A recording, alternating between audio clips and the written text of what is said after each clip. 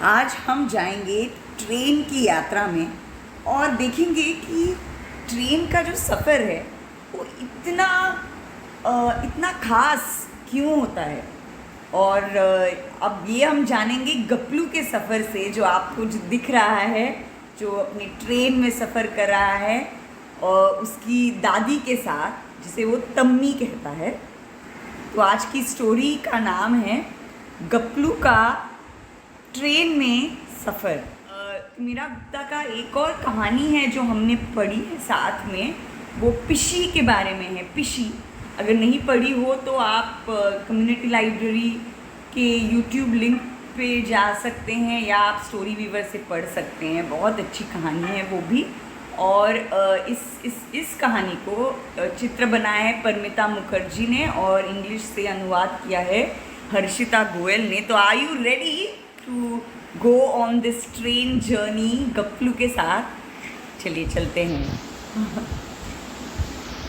हर बुधवार को मेरी तम्मी मुझे स्कूल से लेने आती है। तम्मी कहती है कि इस शहर में यात्रा करने के लिए सबसे तेज साधन ट्रेन है। तो वो रही तम्मी, और बुधवार का दिन बहुत स्पेशल है उसके लिए। और तम्मी के दोस्त भी गपलू के दोस्त भी तम्मी को जानते हैं, क्योंकि मुझे ये दिख रही है कि ये लड़की के चेहरे पर इतनी बड़ी हंसी है दादी को देखकर। हाँ, तम्मी को देखकर मुस्कुराती है, अजनबियों को भी। वह कहती है कि अगर आप लोगों को देखकर मुस्कुराते हैं तो वे भी आपको देखकर मुस्कुराएंगे।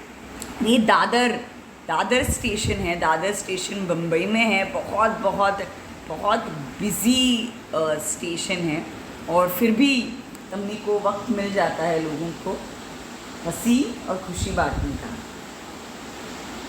सुनील अंकल तम्मी के दोस्त है।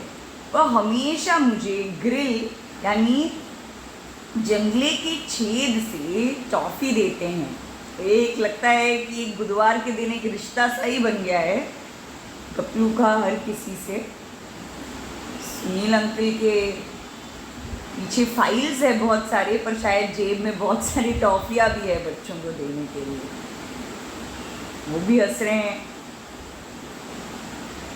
ट्रेनों में भी जंगले होते हैं। मैं प्रत्येक उंगली को एक वर्ग में रखता हूँ और जैसे ही ट्रेन चलती है उसे कसकर पकड़ लेता हूँ ताकि वो गिरे नहीं। ट्रेन के अंदर आंटियाँ कई तरह की काम करती हैं। वे सब्जियाँ काटती है, स्वेटर बुनती है।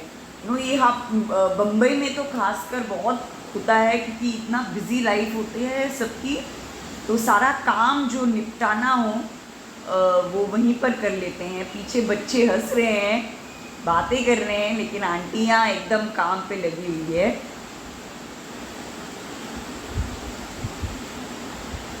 मेकअप करती है, कुछ तो सीधे बैठे बैठे सो भी जाती है। यही बहुत देखा होगा। और जो आंटी सो रही है उनके बगल में आप देखें, ट्रेन में आप देखोगे ऐसे ट्रेन में गर्दी बहुत होगी, लेकिन वहाँ पर भी कुछ ना कुछ दिलचस्प चीज़ें जैसे क्लिप और हेयर पिन्स और कोम, ये सारा बेचने लोग आते हैं। और आई एम श्योर गपलू देखता होगा और बहुत कुछ लेने का भी उसका मन करता होगा। और बहुत ट्रेन में जैसे कुछ लोग आते हैं ऑफकोर्स लोगों से कुछ पैसों की मदद लेने, लेकिन ऐसे ही नहीं लेते। वो गाते हैं, बहुत अच्छे आवाज़ से वो गाते हैं और अच्छे गाने, हिंदी के फिल्म के पुराने गाने गाते हैं। तो सफ़र बहुत और भी इंटरेस्टिंग हो जाता है। हमारी तरफ कम लोग दिख रहे हैं। ज़्यादातर आंटियाँ दूसरी तरफ बैठी हुई है। तो ये अलग अलग डिब्बे भी होते हैं।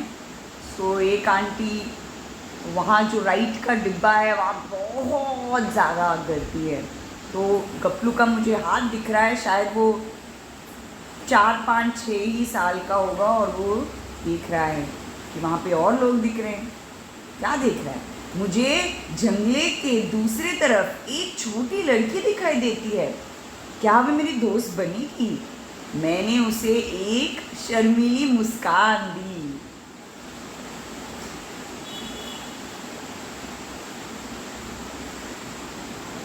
और वह वापस मुस्कुराई। तम्मी सही कहती है।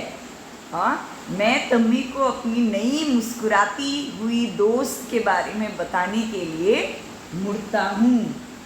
तो जब लोग हंसते हैं, तुम हंसते हो, तो लोग भी तुम्हारे साथ ही हंसते हैं। लेकिन तम्मी व्यस्त है। वह डिब्बे से मेरा नाश्ता निकाल रही है। आज उसमें लुच्ची जाम रोल है, मेरी पसंदीदा, तब पूड़ी और जाम। तो ट्रेन में ही वो अपना खाना भी खाते हैं शायद, वो दोनों। मैं इसे अपनी दोस्त को दिखाने के लिए मुड़ता हूँ। उसके पास चिप्स का एक पैकेट है। हम मुस्कुराते हैं क्योंकि वह मुझे एक छोटा सा चिप्स देती है। Sharing something.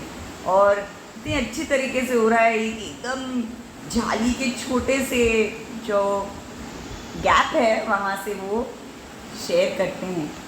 तम्मी ने लुच्ची जाम रोल का एक टुकड़ा तोड़ कर दिया, लेकिन यह जंगले के वर्ग से नहीं जा पाता था, थोड़ा सा बड़ा था, तो वो जा नहीं पा रहा था। लड़की का भी मन था उसे खाने का।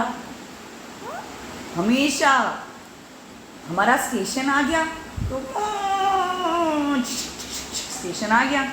मुझे दुख है कि मैं अपनी नई दोस्त के साथ कुछ भी नहीं साझा नहीं कर सका। हाँ, फिर तम्मी ने मेरी जेब टटोली। क्या था जेब में? क्या था? मुझे सुनील अंकल का उपहार याद आया। ये रहा जेब। तम्मी ने याद दिलाया। मैंने अपनी पसंदीदा टॉफ़ी निकाली और जल्दी से अपने दोस्त को दी। वह मुस्कुराई और मैं भी वापस मुस्कुराता हुआ ट्रेन से उतर गया। ये रहा खाली स्टेशन, जहाँ पर ही वो रह रहे होंगे, वापस घर की तरफ जा रहे हैं। और एकदम ही दिलचस्प दिन रहा आज, इस बुधवार भी। तो मैंने कहानी की शुरुआत में बोला, सबसे दिलचस्प चीज़ ट्रेन की शायद यही है कि आप नए दोस्त बनाते हो, नए लोग मिलते हैं। और जैसे कि तम्मी ने कहा, आप जस्ट मुस्कुराते हो और हर दिन आप नया दोस्त बना सकते हो। So that is the beauty about train journey. और गर्दी में भी कहीं ना कहीं एक दोस्त आपको दिख ज़रूर जाता है। So that's the story. Bye bye.